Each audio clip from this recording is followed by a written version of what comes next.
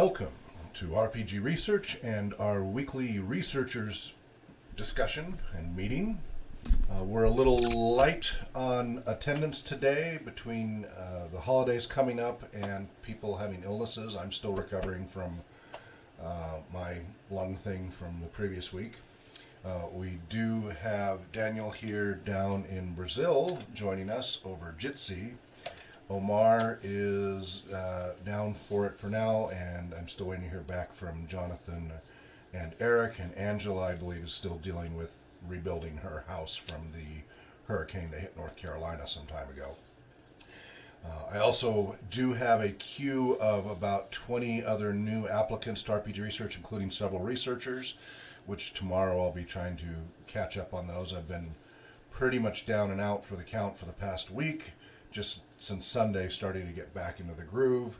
This might be a shorter meeting because with my lungs and such, the more I talk, the more it aggravates things. So well, we might have a shorter meeting, we'll see.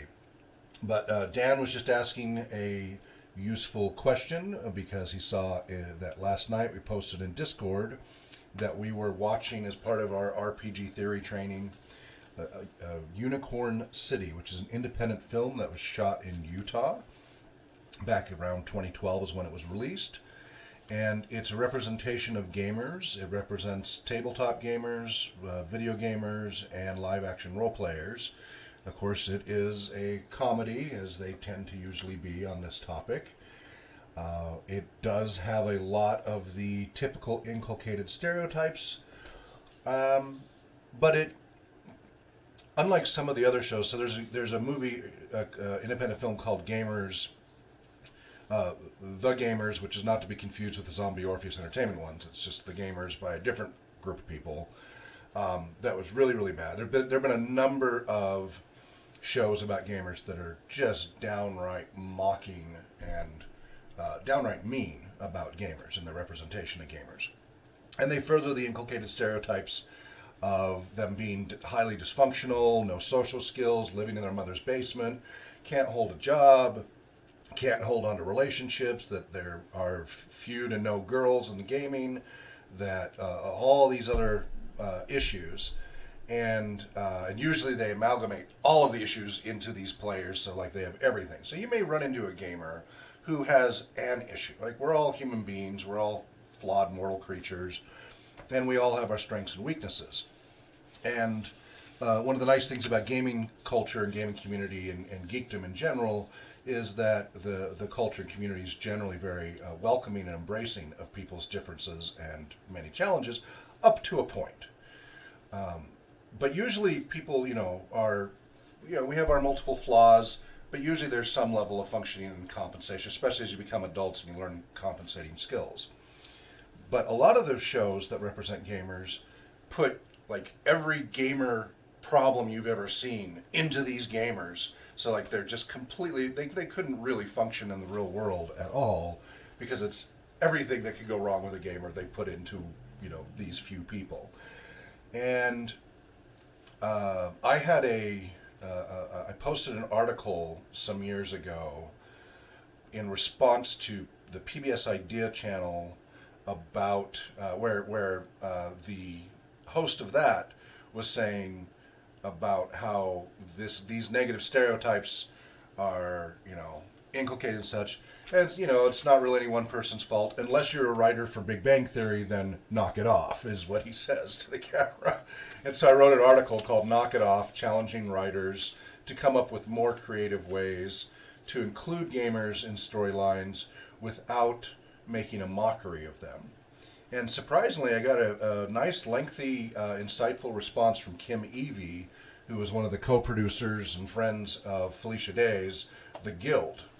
And so that's still currently on the old website on www.2.rpgresearch.com. If you just go up in the upper right-hand corner and click on search and type in Knock It Off, you'll find that article.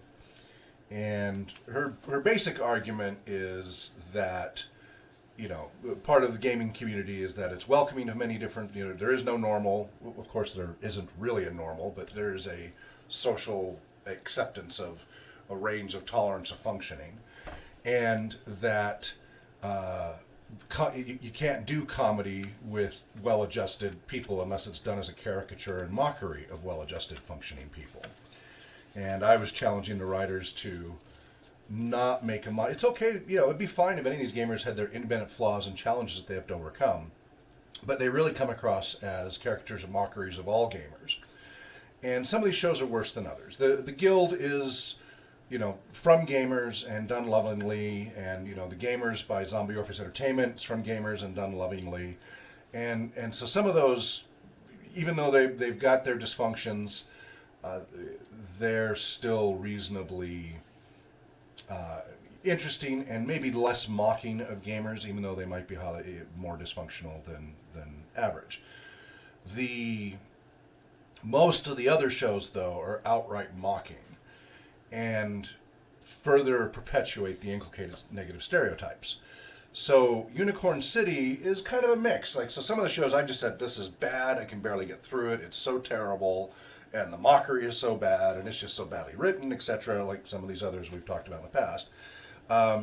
Unicorn City is a mixed bag. It has a lot of the same stuff. It shows completely out of control behavior early on that would normally get you banned from a store. They do involve the police and such a number of times. So there's a lot of issues about the representation of gamers there that are really problematic, and again further the inculcation of negative stereotypes. That being said, there are redeeming qualities to Unicorn City that are entertaining. There's some interesting creativity, and so it's not all bad. And it's not as difficult to get through because it's better written and such than some other shows out there that we've had to wade through. I was also curious because the premise of Unicorn City is there's a dungeon master who's running a guild of tabletop gamers who is a control freak, story GM, and a cheater GM. So it's always his way, and he cheats blatantly to force things and is always trying to railroad the players. This is not a good GM.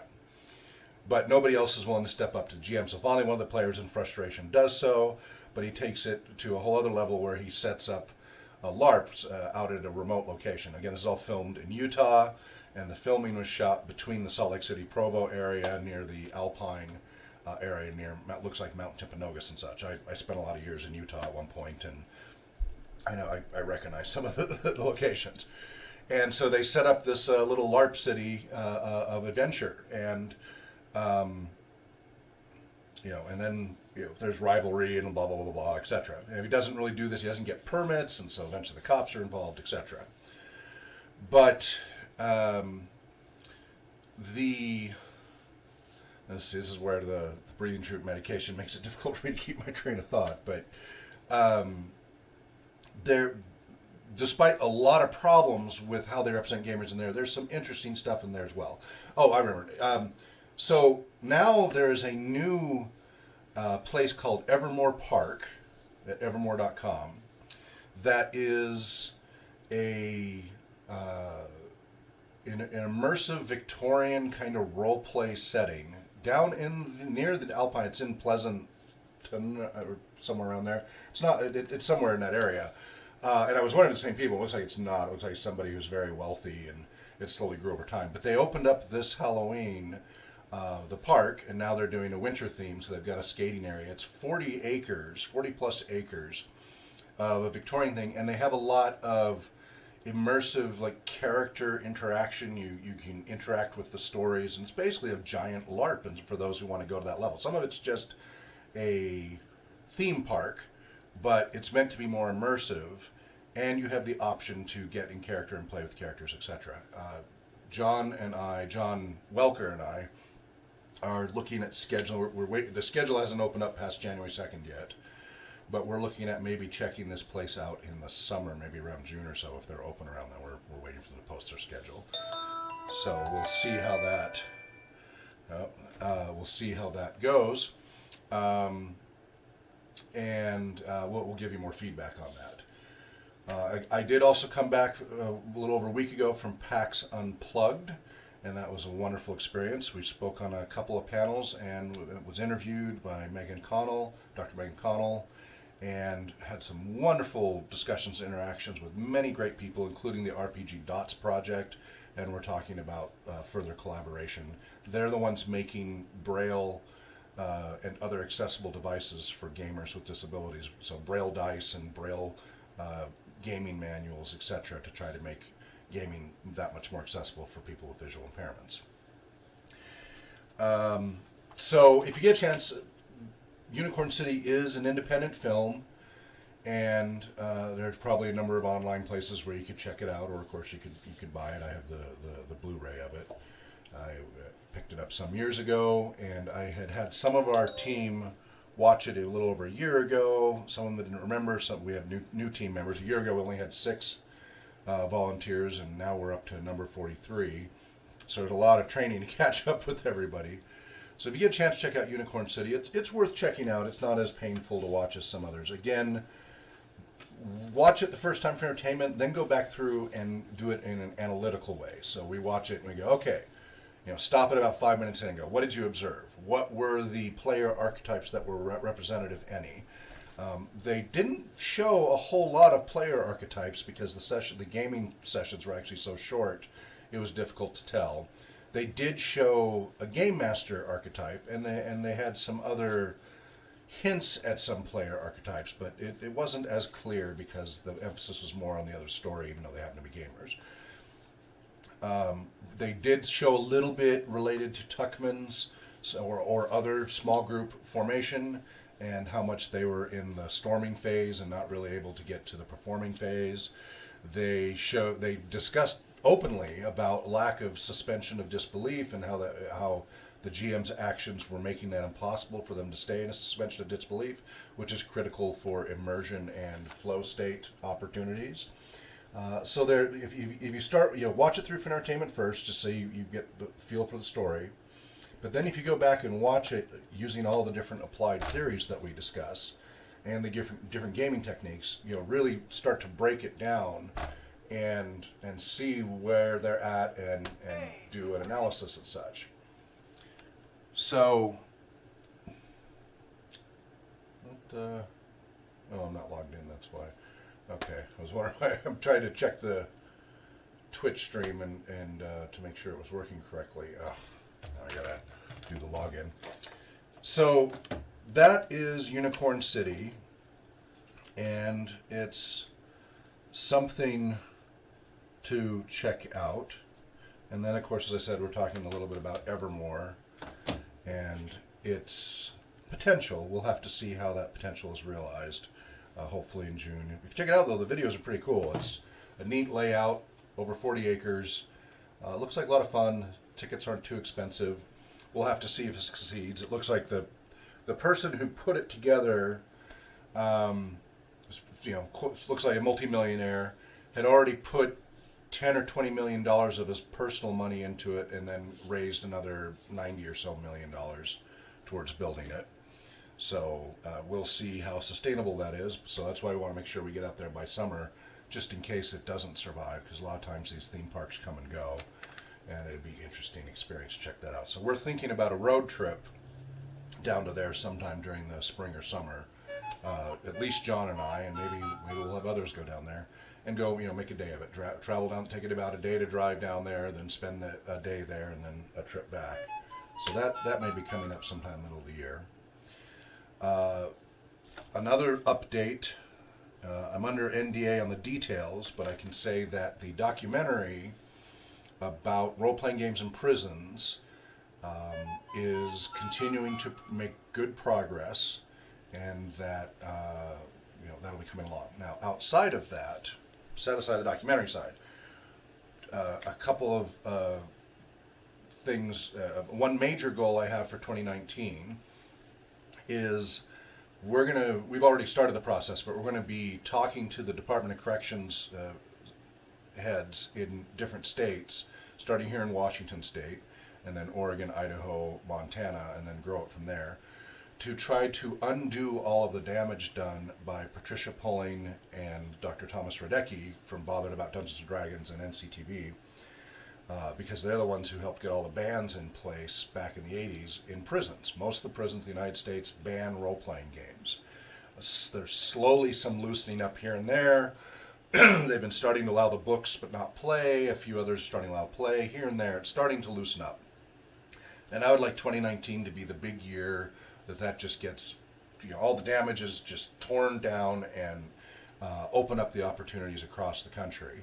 And so one of my big goals for 2019 is to put together all the research possible and start implementing programs. And they'll range because different superintendents and such of different prisons are going to be comfortable with different levels of involvement. So it might be that we get them to allow us to run a supervised role-playing game for incarcerated youth or incarcerated adults. It might be that a time is set up during rec time that observed but prisoners get to run their own games. Excuse me. That they get a freedom to run their own games. It's going to vary on the spectra of what they'll be available. But the hope is that eventually all 50 states in the U.S. that we get some progress turning around the restrictions against role-playing gaming. So 2019, that is a goal I'm setting for us to target. And it's not that we'll get all 50 states, but that the momentum is underway. My hope is at least in 2019 that we'll have the greater Northwest. So Washington State, Idaho State, Montana State, and Oregon State, because those are all within reasonable driving range. I can get down to Portland in 6 hours, over to Seattle in 5 hours, over to Missoula, Montana in about 4 hours. And so those are all places I can go back and forth and try to make this happen at a local level. And then as we get the hang of our presentations and showing them the research and then showing them precedent once we have working programs there and show that it goes okay and that doesn't lead to prison breakouts and additional violence, etc., then we can take that on the road and start to really turn it around across the country.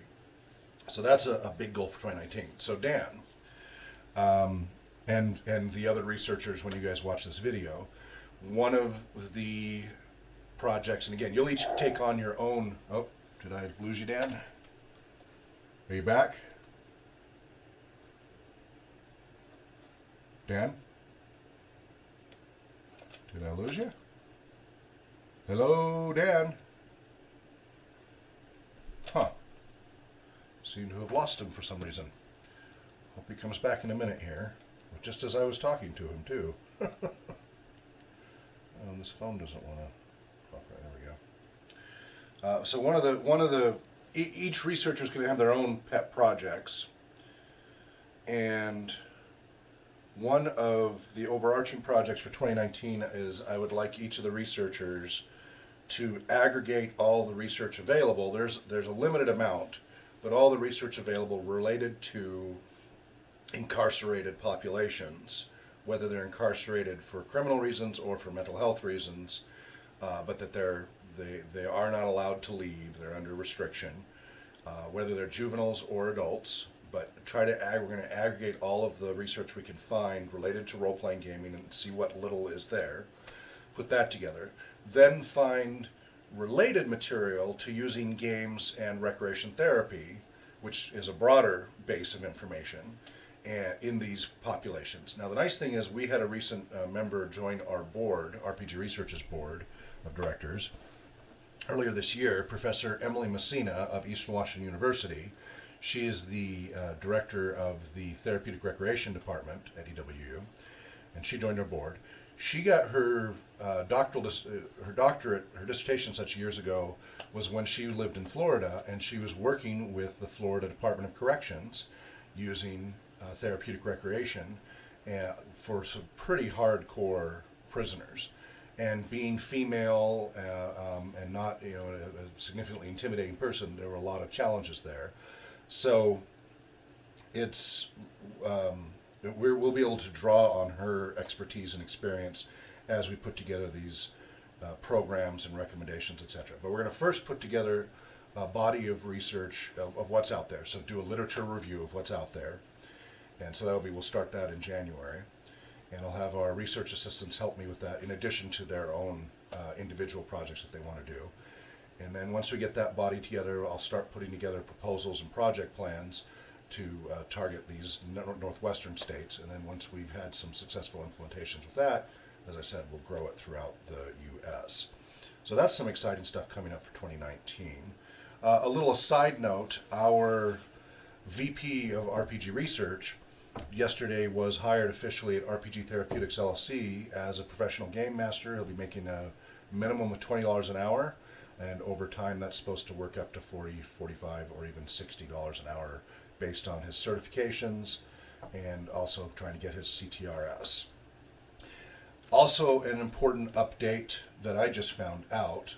So while I was at PAX Unplugged, I had wonderful discussions. One of the things I've been talking about this for a while is how in the past I've been able to bill insurance companies and even Medicare, Medicaid since 2013 on using role-playing games under recreation therapy, because recreation therapy in 2013 was, prior to 2013, recreation therapy was billable by some insurance companies and some type A Medicare. Then in 2013 they added type B, both Medicare and Medicaid, up to 3 hours a day for inpatient and rehab. And that apparently this year changed. Apparently this year they deleted the code 941947. I think I got the codes right for the CMS 1500. So as of 2018, it looks like that is no longer a billable service through Medicare and Medicaid, unfortunately. These things come and go. That's the joys if you rely on these things. you always, each year, have to worry about those things changing. And so I've got to get back. There's a doctor on the East Coast who was asking about that. He was looking at adding CTRS to his doctorate and existing practice. And unfortunately, the bad news is, looks like it's a little too late. Hopefully it'll come back at some point in the future, but it looks like with the various cost-cutting and other adjustments underway, that with a number of other alternative therapies were dropped from coverage. So that's an unfortunate turn of events, but it is what it is. Boy, let's see if it's on my end that I don't see Dan. Dan, are you there? Dan? Hello, Dan. Can you hear me, Dan? Huh. Wonder what's going on. So that's an important update, though, for those of you. Now, it still helps to have the CTRS because there still are insurance companies that will reimburse for these services. They tend to be the nicer services. Medicare and Medicaid is usually bottom of the barrel, and the lower-end insurance companies generally try to duplicate that. The higher-end insurance usually offers additional services coverage, and so at least there's still some chance of coverage through private insurance. But for now, Medicare and Medicaid as of 2018 has dropped recreation therapy as a covered service, which means that using billable for role-playing gaming as of 2018 is problematic and no longer available for Medicare and Medicaid. I'm looking for additional information about that, see what the 2019 year is looking like. These things, as I said, keep changing. I need to talk to the American Therapeutic Recreation Association ATRA group to see if they're lobbying to get that added or what's going on. Meanwhile, of course, there's always private billing and such for these different services. But yeah, and so that's going on. And then also we had talked a few weeks ago that we were taking on Spokane Public Schools Eagle Peak Alternative School. They have about 100 students from 4th to 12th grade. These are all at-risk youth. And they have asked for a weekly program, probably starting sometime in January, as we get through all the paperwork, running role-playing game sessions there on a regular basis to help their at-risk youth. And so that is progressing nicely. Very excited about that. Dan, can you hear me? Hello, Daniel. I wonder what's going on here. Daniel, try killing your browser completely, or even maybe try rebooting to see if that makes it work for you, because I can't hear you at all. I don't know if you can hear me. So those are just a few of the things going on. As I said, when we were at PAX Unplugged, we did have the panels recorded. Some of the other panelists had it recorded. So that'll be coming out eventually, hopefully fairly soon. And we'll make sure to let everybody know when the video/audio is available from those panels. It was wonderful meeting with everybody in person. I had some wonderfully lengthy conversations with a number of people, and got to know some people I've only known online, in person much more, and some of their own personal challenges and how role-playing gaming's affected their lives, etc. So that should be released in the near future. My apologies, I have not posted Eric's monthly blog posting yet. As I said, I've been so sick and medicated, it's been difficult to function, and I'm still recovering. But hopefully this week I can get through that, get the revision posted, hopefully sometime this week, on his research there on bleed in gaming. By the way, the aforementioned Unicorn City does also include examples of positive and negative bleed and how that can be problematic and how it can be part of the fun. So that's worth, again, checking out that independent film. I don't know what's going on. Dan, hello. Can you hear me, Dan? Says you are muted, Dan, for some reason. You might want to unmute yourself, Dan, if you can. Because I did not mute you. And I don't know what's going on. It's going to be a really short session today if nobody else is here and Dan can't speak. I have posted a couple of new postings on the rpgresearch.com website. One is in the news section, which actually I need to move over to the blog section because it was actually supposed to be in the blog section. I'm not sure what I did there. And waiting for it to come up here. So one is on adding eRPG in place above CRPG on the RPG model diagram. So if you go to rpgresearch.com/news, you'll see add eRPG place above CRPG is the article. And I show you, so I stumbled across, I apparently started back in 2004, an RPG model diagram and discussion. And so I spent a little time when I was on my flight and such, going back and forth from PAX, updating, and since I've been back, updating the model. And I already need to update the diagrams that are there. They're already out of date. I'll try to replace the ones that are there with more recent ones. But you'll see what's starting to come along. And it breaks down the different role-playing game formats between tabletop, live action, computer-based, and solo adventure books and modules. And I've added a fifth one for hybrids and other variants to kind of cover all the others that are kind of quasi role-playing games and hybrid role-playing games and crossovers and things like that that don't quite fit under the other four categories. Then I drill down under basically CRPG, computer-based role-playing games, and I've never been quite happy with that term.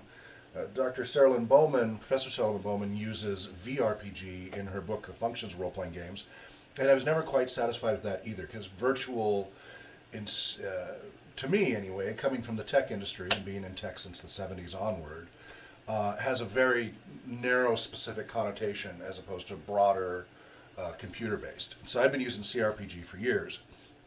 Then, but it never felt quite right. I've waffled back and forth about different options, never quite felt right about it. So then I came across an article somewhere on Kronos, the role-playing game, Kronos with a K, which is a Greek, and it's mostly in Greek, so I don't have a lot of details, Greek audio role-playing game, which also jogged my memory about a game that I played on a number of games I played on a kind of an 8-track robot in the late 70s, early 1980s, and I can't remember. Are you back, Dan? Hello? I don't know I'm back. Sorry. Oh, good. Welcome back. You're alive. Mm-hmm. Did the reboot help you? I don't see much of a difference. It was usable in both regards. I think it's a little bit better. Okay. But you sound fine now, so I'm glad you're back. Were you able to follow anything I've been saying? Unfortunately not, because my headset doesn't go that far. I have to go to, another part of the house to do some chores. So I'll give you access to this video after so you can catch up, because I covered a lot of material and it'd take too long to repeat it all.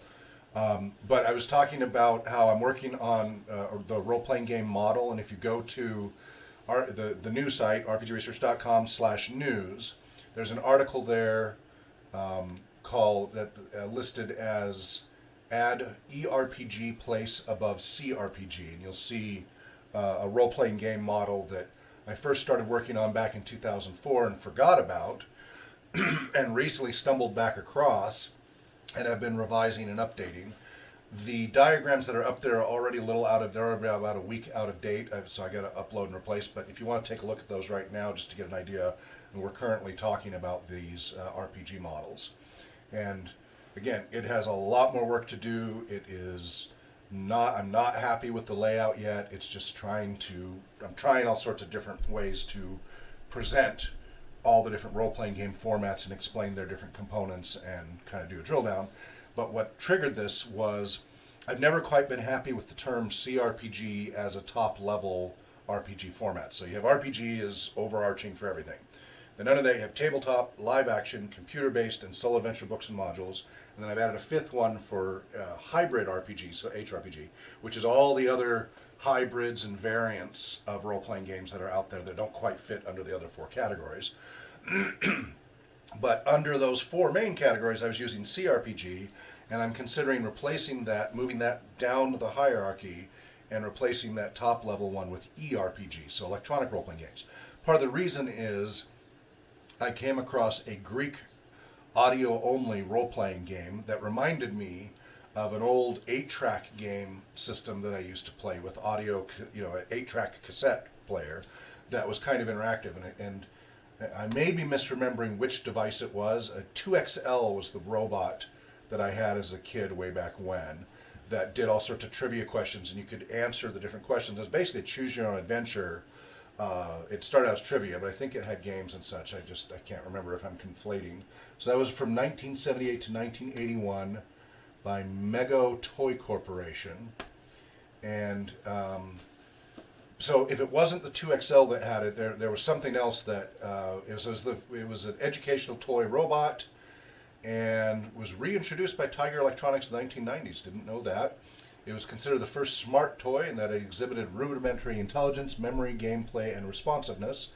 It won many awards. It was infused with a personality that kept kids concentrated and challenged as they played and interacted with the robot.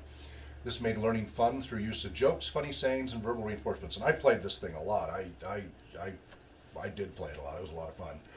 During its time in the marketplace, and even this day, 2XL is heralded as a very important step in the development of toys, and in particular educational toys. 2 decades after 2XL was discontinued from manufacture, it's still remembered by millions of fans, considered one of the top 10 toys ever developed by Playthings magazine because it could educate. And so I don't know if it was the 2XL or another variant that I came across, but it was a choose-your-own-adventure through these 8-track interfaces. Now, these are solid-state electronics. These are not digital.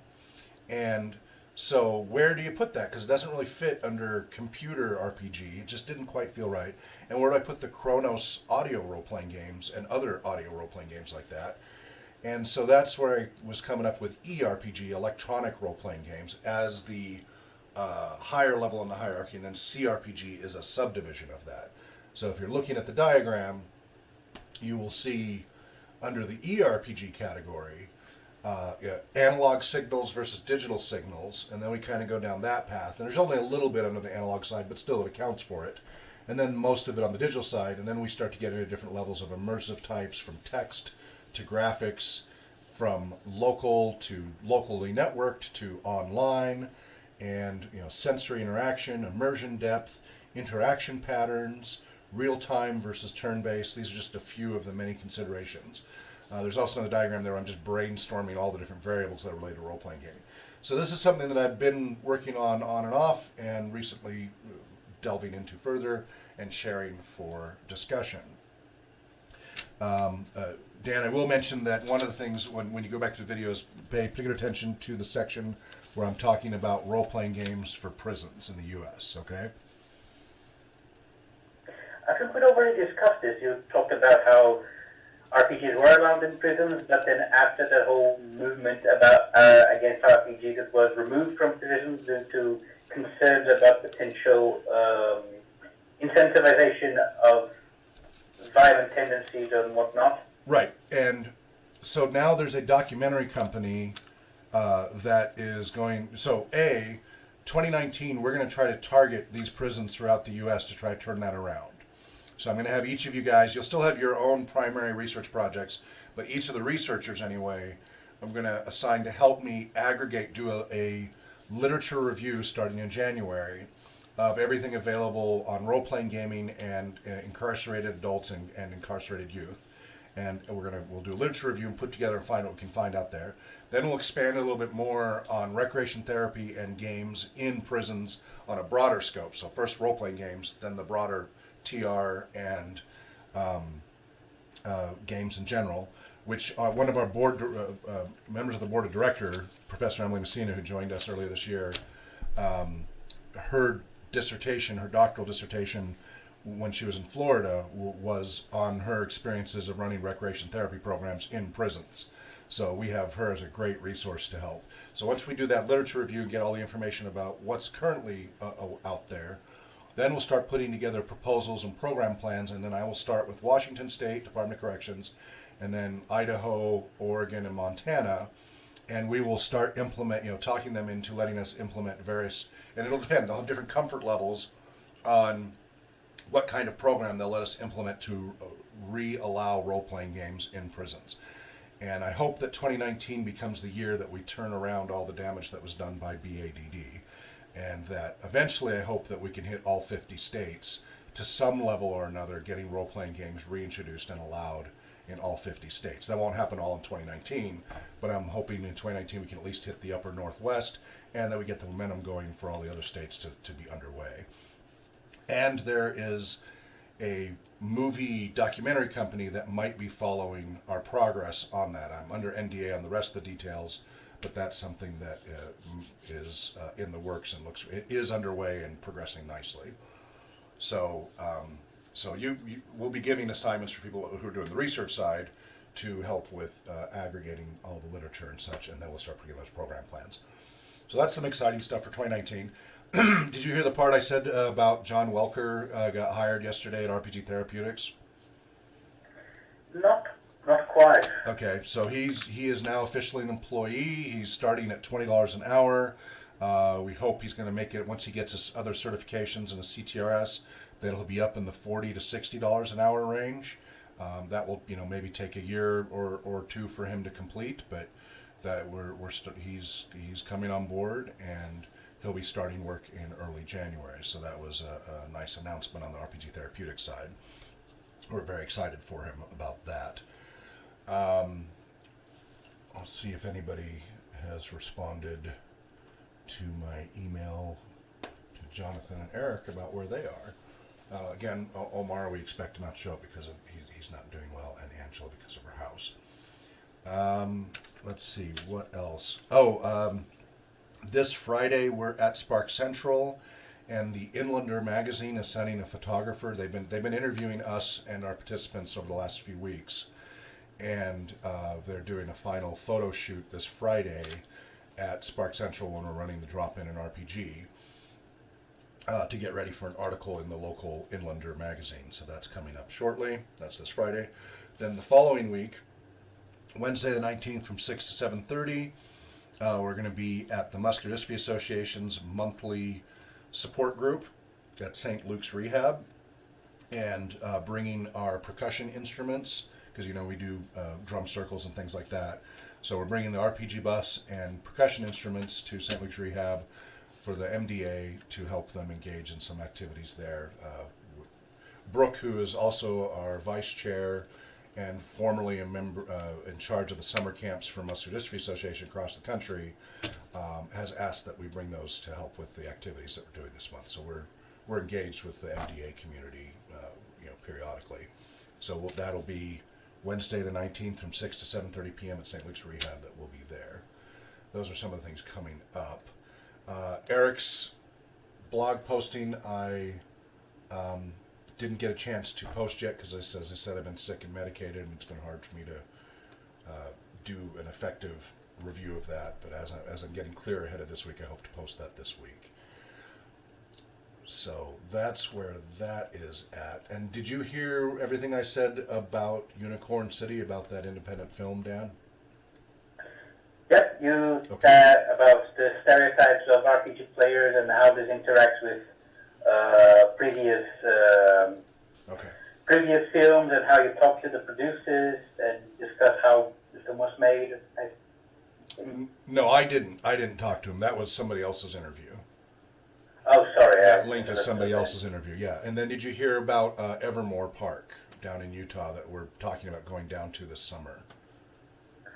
Not that part. I've heard of mentions of the part, but not about his intention. So check out, let me make sure before I say it again. Yeah, go to evermore.com. And it's a Victorian-themed, experiential theme park. And it's about 40 acres, and it's been growing, and it's by a guy who's independently wealthy. And it's kind of, it's a theme park / big immersive LARP. And you go there for 2 to 4 hours and, have a great fun time. And it's Victorian themed, but it's got also a lot of fantasy elements incorporated into it.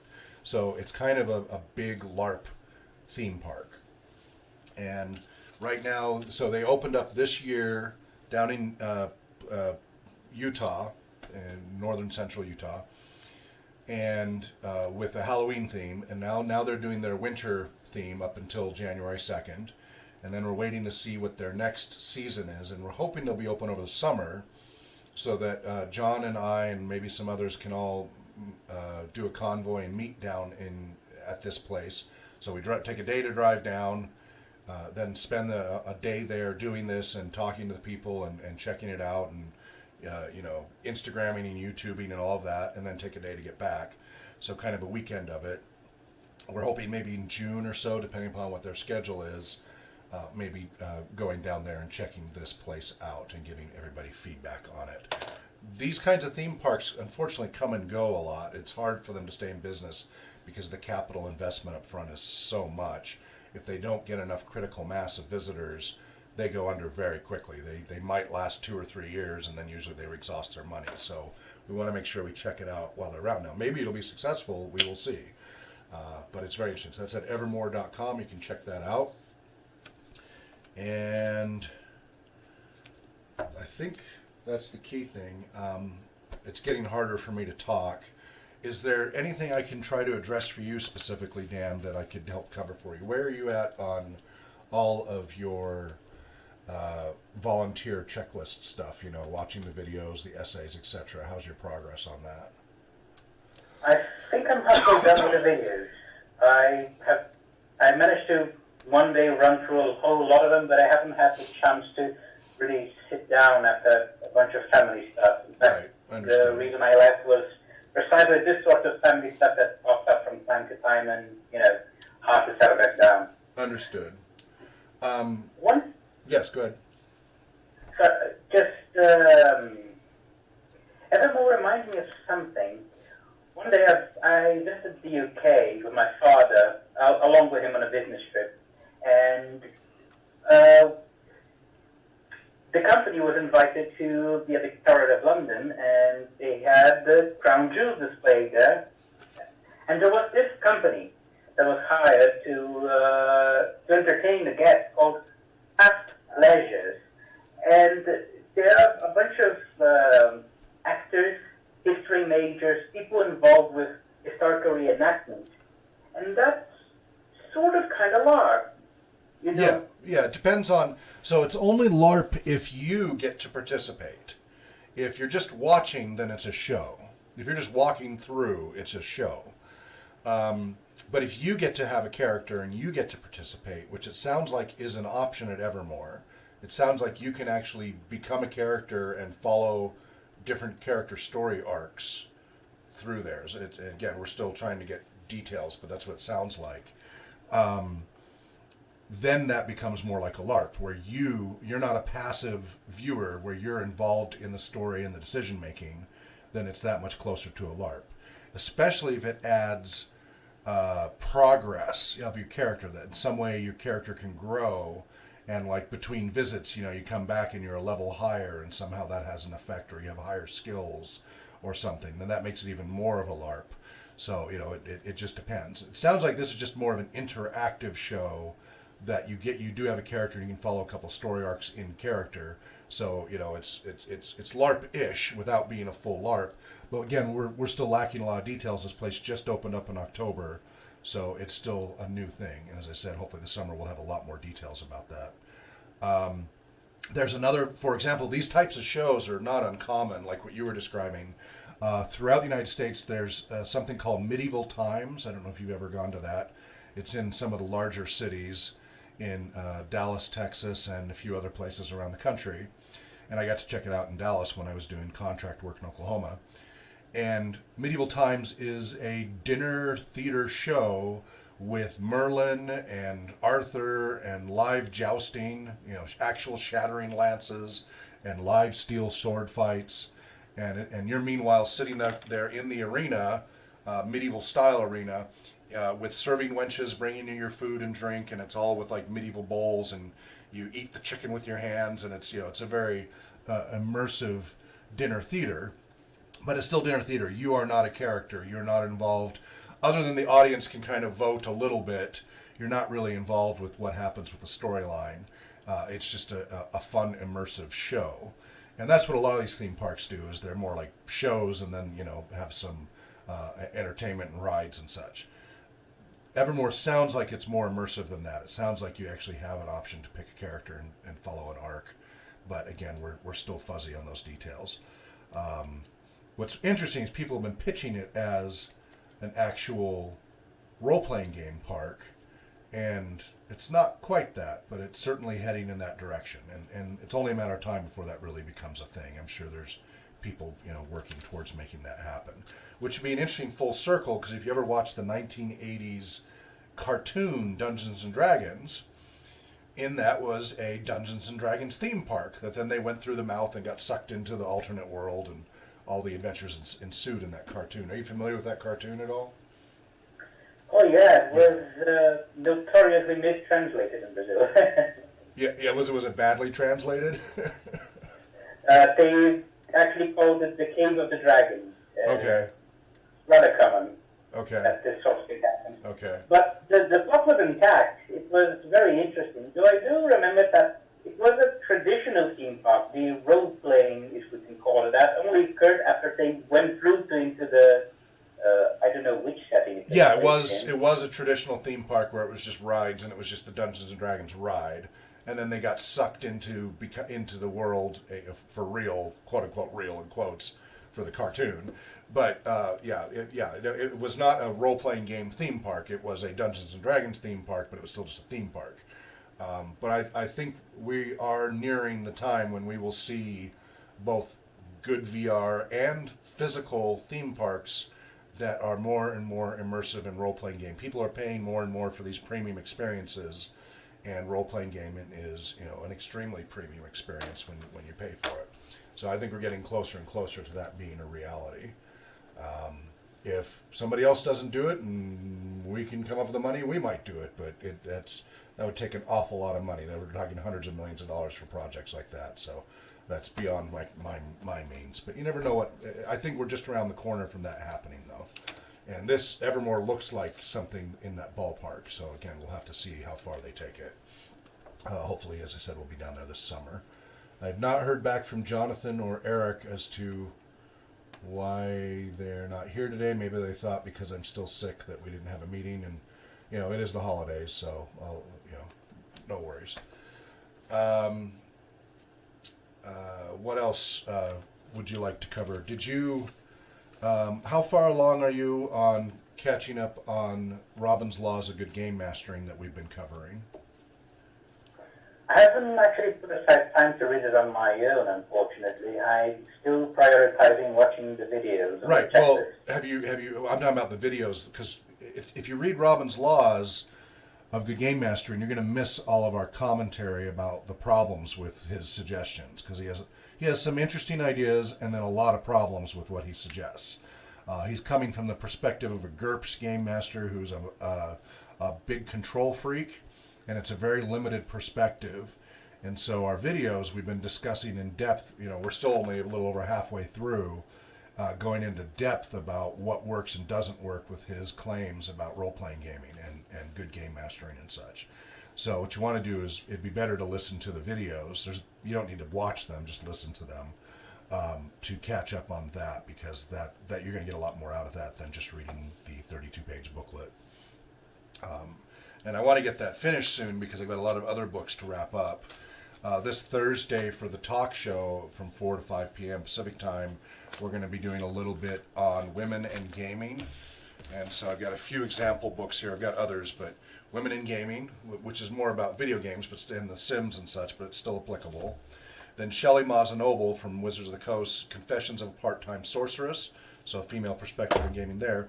But I'm actually going to start with 1913, H.G. Wells's Little Wars. And I'll even give you guys a little taste of it, why I even mention it, because of how much things have progressed.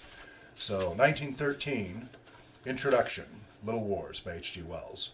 Little Wars is the game of kings for players in an inferior social position. It can be played by boys of every age from 12 to 150, and even later if the limbs remain sufficiently supple, by girls of the better sort, and by a few rare and gifted women. So that is 1913, kind of late Victorian verbiage and thinking. Fast forward to some of these others, but it gives a nice little baseline of where things were at to where they are. Kind of an interesting little. So we're going to be covering that briefly in the RPG Talk Show Thursday, 4 to 5 p.m. Pacific time. And then if people like that and wants to go deeper, we might do a deeper session on one of the others. This Thursday we are running, Dan is playing, he's GMing Eves of Mirkwood, Adventures in Middle-earth role-playing game. So this is part of the requirements for getting the diplomas as a Game Master Level 1 in RPG Research. They have to learn some core game system and introductory adventures for Level 1. And so he hasn't had a chance to run Eves, and so he's played it a few times. Now he's going to be doing his first time running it this Thursday. What's the time differential for you there, Dan?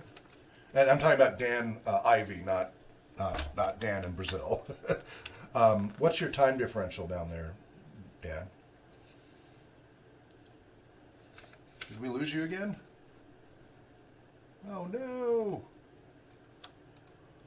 Huh. Hello? Alright, well. So, Dan down in Brazil, if you have any chance, from 6 to 9 p.m. this Thursday, so we're talking December 13th, 6 to 9 p.m., if you can join in remotely in the game, we can give you a pre-made character. We can, email it to you. It'll be Adventures in Middle-earth is the game system, so that's the One Ring role-playing game ported over to D&D 5th edition, and it'll be the introductory adventure Eves of Mirkwood that Dan Ivy will be GMing, and we will be playing. And it helps show others the game and setting, and it's also training of one of our game masters, and we give feedback and discussion. We probably won't get through the whole adventure in that time, but he'll at least get a good start. And then this Friday is we'll be back at Spark Central. My voice and lungs are starting to give out here, so Dan, I don't know if you can hear me. I can hear you loud and clear. Oh, you're back now. Okay, you didn't respond there for a little while.